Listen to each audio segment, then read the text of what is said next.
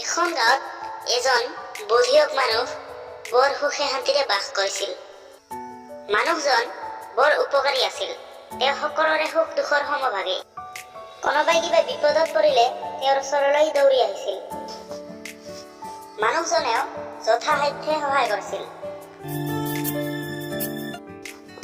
এদিনাখন সন্ধিয়া সময়ত মানুহজন মুকলি বতাহ খাওঁ বুলি অলপ বাহিৰলৈ গৈ নৈৰ পাৰত এজোপা গছৰ তলত বহিছিল। আৰু হঠাৎ পিছফালৰ পৰা এটা শব্দ শুনা পালে।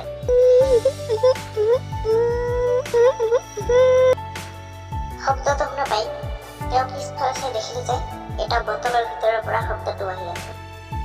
তেওঁ লগে লগে বটলটোৰ ওচৰলৈ গ'ল।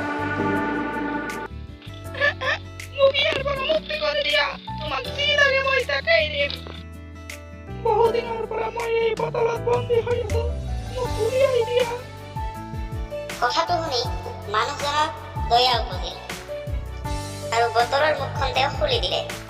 বটলৰ ভিতৰৰ পৰা ওলাই তেওঁ নিজৰ ভয়ানক ৰূপ ধাৰণ কৰিলে। মই ইমান দিনে বটলৰ ভিতৰত একো এটাকে খাব পোৱা নাই। আজি তোমাক কাষত পাইছো যেতিয়া আমি তোমাকেই খাই মোৰ ভোক পূৰণ কৰিব। মানুহজন বুদ্ধিয়কৰ লগতে বৰ সাহসীও আছিল। তুমি ইমান ডাঙৰ জীৱ এটা যে বটলৰ ভিতৰত সোমাই আছিলা, বিশ্বাসে হোৱা নাই। কথাটো কিবা মোৰ সপোনহে লাগি আছে।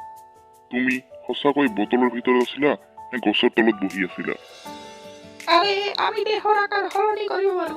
আমি ইচ্ছা কৰিলে নিজকে এটা পৰুৱাৰ সমান সৰু কৰি দেখুৱাব পাৰো। এতিয়া তুমি চুপচাপে থাকা, এতিয়া মই তোমাক খাম। আৰে খাবা, কিন্তু তুমি বটলৰ ভিতৰত কেনেকৈ সোমাইছিলা তাকে মই এবাৰ চাব খুজিছিলো। চাবা নেকি? তেতিয়াহ'লে চোৱা মই বটলৰ ভিতৰত কেনেকৈ সোমাও। ভূতটোৱে আকৌ বটলৰ ভিতৰত সোমাল আৰু সেই বুদ্ধিয়ক মানুহজনে বটলৰ মুখখন বন্ধ কৰি দিলে। আৰে তুমি চোন বটলৰ মুখখন আকৌ বন্ধ কৰি দিলা। এতিয়া মই কেনেকৈ বাহিৰত ওলাম? থাকা বটলৰ ভিতৰত যিমান দিন মন যায় থাকা।